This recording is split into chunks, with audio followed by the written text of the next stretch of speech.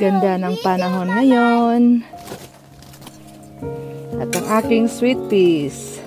Ready na sila i-plant sa labas. Kaya tayo magtatanim ng mga langka.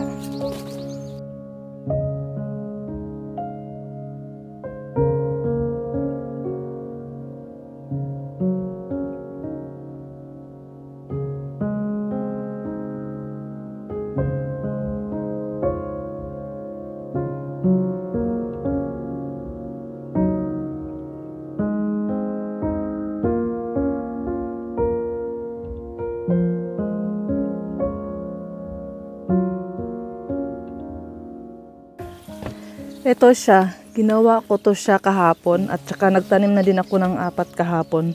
And hindi ko pinagpatuloy kasi mahangin eh. Kaya ngayon ko siya pagpatuloy kasi hindi mahangin tsaka hindi din umuulan. Kahapon umuulan din kasi siya. So dito ko lang sila ilalagay.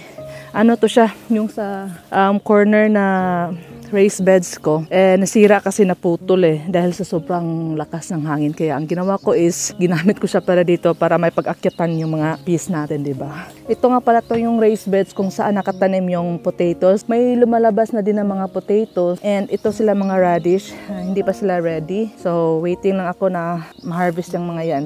Siguro by the end of the month pwede na yan siya ma-harvest.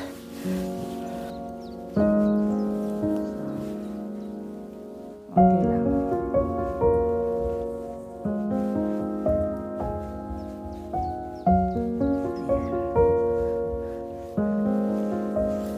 Sana tinanim ko muna sila bago to ilagay. Parang nahirapan tuloy akong itanim yung mga peas ko. Anyway, ganyan talagang buhay. Ganda ng roots ng sweet peas ko. Ay, may uod.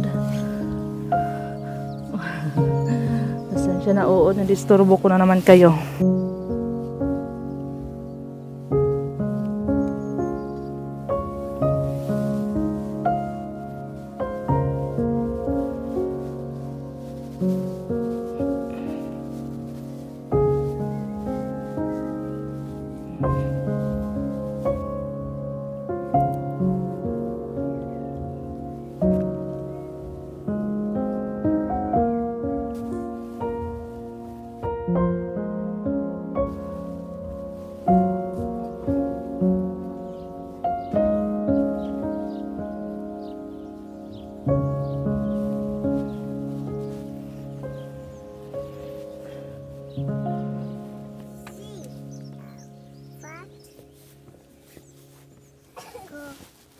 Ya, Cak, nanay.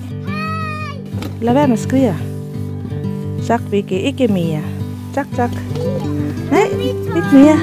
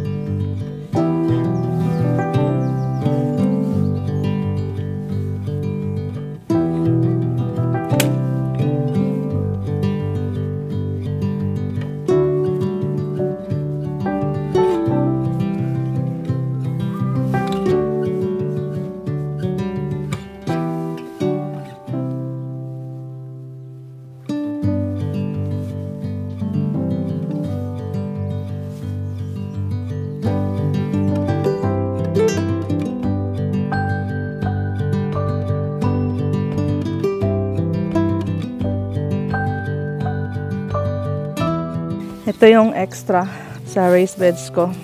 Yung sa corner raised beds ko sa flower. Kaya gagamitin ko din ito sa kabila para may pag-akyatan yung mga peas natin, diba?